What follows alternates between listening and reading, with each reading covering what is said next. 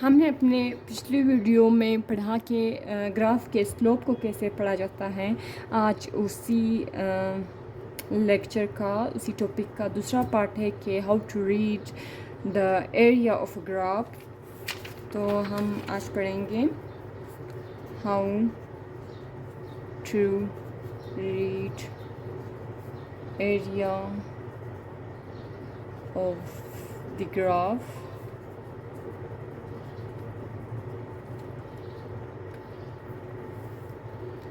तो how to read the area of graph. तो सबसे पहले हम अगर देखें तो एरिया जो है, एरिया मालूम करने के लिए हम किसी भी चीज़ के बेस को मल्टीप्लाई करते हैं उसके हाइट से, तो हमारे पास एरिया आ जाता है। तो ये सिंपल सा फार्मूला है, ये हमें सीखना है। फिर इसे हम डिफरेंट तरीक़ों से सीखते हैं, फिर हम इसे डिफरेंट तरीक़ों से सॉल्व करते हैं, तो फिर हमारे पास एरिया ऑफ द ग्राफ आ जाता है। एरिया ऑफ द ग्राफ बहुत ज़्यादा इजी है, बिल्कुल भी मुश्किल नहीं है, आसानी से हम उसे निकाल सकते हैं। तो अगर हम देखें, हम एक ग्राफ बनाते हैं, ठीक है। हम उसमें रखते हैं फॉर एग्ज़ाम्पल हम उसमें वाई एक्सिस में रखते हैं फोर्स, एक्स एक्सिस में रखते हैं टाइम। तो इसका एरिया जो है, देखो बेस में है टाइम, हाइट में है फोर्स। तो फोर्स मल्टीप्लाई बाय टी जो है वो हमारे पास सबको पता है चेंज इन मोमेंटम या फिर इम्पल्स के इक्वल आता है। तो यहाँ पे जो एरिया आएगा वो equal to change in impulse और इम्पल्स के इक्वल आ जाएगा। हमें ऑप्शन में दिया गया होगा या सिर्फ चेंज इन मोमेंटम का ऑप्शन दिया गया होगा या सिर्फ इम्पल्स का ऑप्शन दिया गया होगा, या फिर हमारे पास दोनों दिए गए होंगे और एक ऑप्शन दिया गया होगा बोथ। तो हम उस पर क्लिक कर देंगे, तो ये हमारे पास एरिया गया। एक और ग्राफ देखते हैं हम, एक और ग्राफ, ये एक्स एक्सिस, ये वाई एक्सिस में हम रखते हैं एक्सेलरेशन, एक्स एक्सिस में रखते हैं हम टाइम। तो टाइम मल्टीप्लाई बाय एक्सेलरेशन, तो ये हमारे पास आ गया चेंज इन वेलोसिटी। मतलब अगर हम एक्सेलरेशन का फार्मूला देख के change in velocity per unit time को अगर हम इस तरफ शिफ्ट कर दें तो हमारे पास एग्जैक्टली ये फार्मूला आ जाएगा। तो हमारे पास यहाँ पे एरिया जो है वो equal to change in velocity के इक्वल आ रहा है। अब हम एरिया ऑफ डिफरेंट शेप्स निकालते हैं। ओके, हम इस फार्मूले को डिफरेंट तरीक़ों से सॉल्व करते हैं। Area of different shapes. सबसे पहले हम देखते हैं, अगर ग्राफ इस तरह बन रहा हो कि वो स्ट्रेट लाइन हो, तो इस लाइन के नीचे जितना भी एरिया आ रहा होगा उसे हम कैलकुलेट करेंगे, इस एरिया को हम कैलकुलेट करेंगे। तो यहाँ पे सिंपलेस्ट फार्मूला, सबसे इजी, ये इस तरह का शेप, एक तो हमारे पास रेक्टेंगल का आ सकता है, और दूसरा स्क्वायर का आ सकता है। जब अगर वो यहाँ तक हुआ तो ये स्क्वायर आ जाएगा हमारे पास। तो इसके एरिया को मालूम करने के लिए सिंपलेस्ट एरिया का फार्मूला हम पेस्ट करेंगे, बेस मल्टीप्लाई बाय हाइट। तो हमारे पास जो भी इसका आंसर आ जाएगा वही है। फॉर एग्ज़ाम्पल ये 10 है, ये 40 है, तो 40 बेस है, 10 हाइट है, इन दोनों को हम मल्टीप्लाई करेंगे तो हमारे पास आ जाएगा 400 मीटर एरिया, अगर ये दोनों मीटर में हो तब। ओके, तो ये हमारे पास फर्स्ट शेप है। अब हम सेकंड शेप लेते हैं। हमारे पास जो सेकंड शेप हमारे पास ग्राफ है, तो हम straight line, okay, inclined line को देखते हैं। ठीक है, इंक्लाइंड लाइन को देखते हैं, तो हमें इसका एरिया चाहिए। तो इसके एरिया को मालूम करने के लिए हमें इस इंक्लाइंड लाइन के नीचे जितना भी एरिया है वो मालूम करना है। तो इतना एरिया हमें मालूम करना है। तो ये ट्राइंगल बन रहा है, क्या बन रहा है? ट्राइंगल बन रहा है।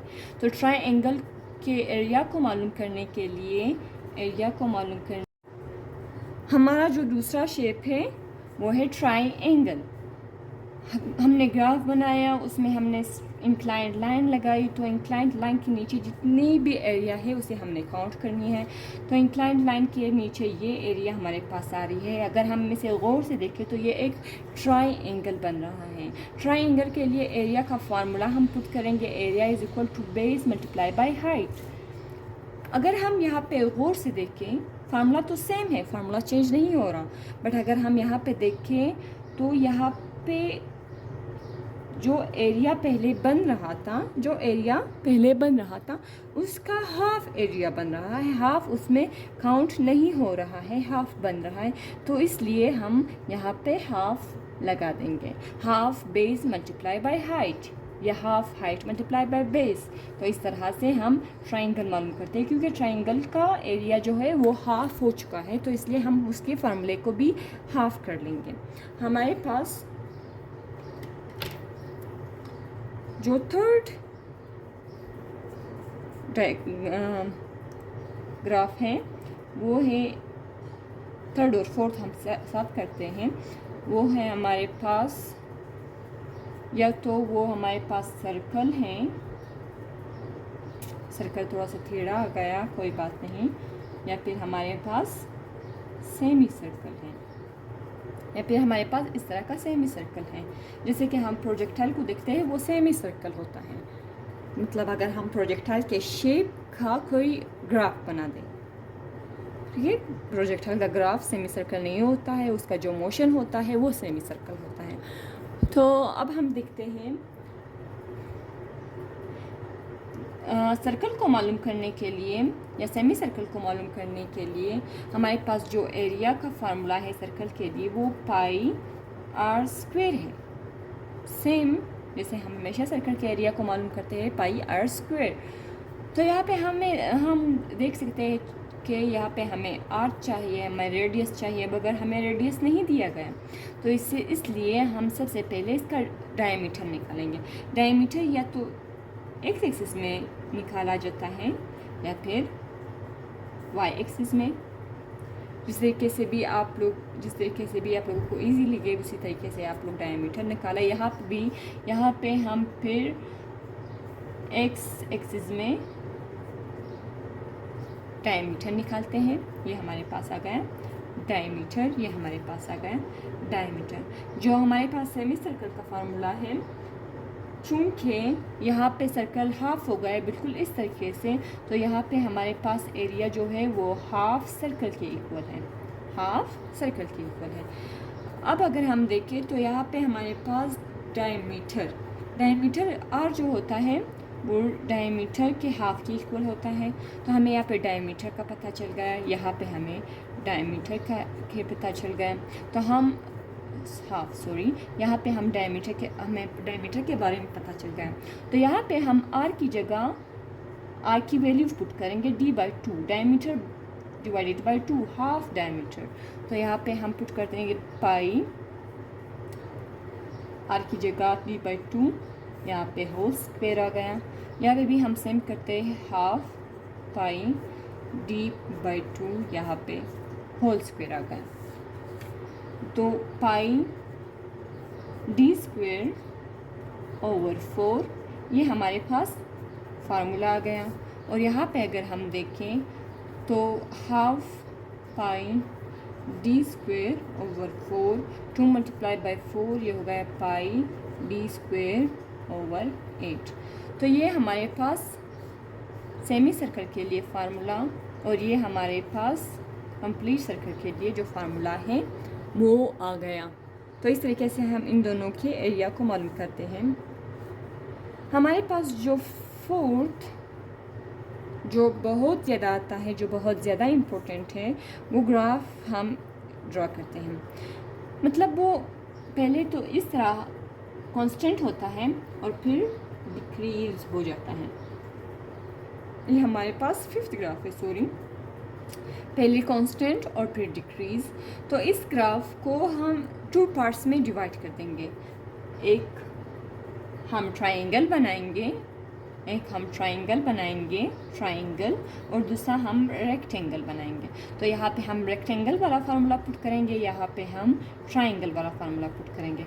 यहाँ से हमें फॉर एग्जांपल ये 2 है और ये 1 2 3 4 5। तो यहाँ पे अगर हम रेक्टेंगल को देखें, रेक्टेंगल का जो बेस है वो इतना है और जो हाइट है वो इतना है। तो 2 multiply by 4, base multiply by height area का फार्मूला है। तो ये हमारे पास आ गया 8। ये हमारे पास रेक्टेंगल का एरिया आ गया। और अगर हम अब ट्राइंगल का निकालें, 4 से 5 तक ट्राइंगल है, ये हो गया 1 और हाइट सेम है, बेस 1 है, हाइट 2 है। अगर हम दूसरे का ट्राइंगल का एरिया निकालें तो 1 मल्टीप्लाई बाई 2, ये हो गया हमारे पास 2। अब हम इन दोनों को प्लस करेंगे, 2 + 8 + 2, ये हमारे पास टोटल एरिया आ गया 10। इसे मिक्स ना कर दें, इसे हम सेपरेट कर देते हैं। तो ये हमारे पास आ गया 10। तो इस तरह से हमारा 5th ग्राफ भी कंप्लीट हो गया। इसके बाद हमारे पास इरेगुलर ग्राफ आता है। इरेगुलर ग्राफ जो होता है वो कभी भी हमारे पास MCAT में नहीं आता है, इतना कॉम्प्लेक्स कोई क्वेश्चन नहीं आता है, तो वो हम नहीं करेंगे। तो इस तरह से हमारा ग्राफ का लेक्चर आज कंप्लीट हो गया।